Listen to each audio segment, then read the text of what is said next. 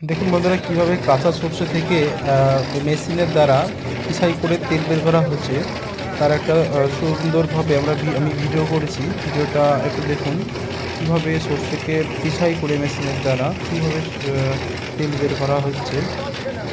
সত্যি একটা দুর্দান্ত। আমরা আমরা অনেকে কিন্তু বাজারে কিনে যে সরষে খাই, সরষের তেল খাই, তাতে কিন্তু অনেক ভেজাল থাকে। এটা কোনো অরিজিনাল পিওর খাঁটি ধানের সরষের তেল। দেখুন প্রক্রিয়াটা কীভাবে তৈরি হবে। আমার মোবাইল যদি পড়ে যায় তাহলে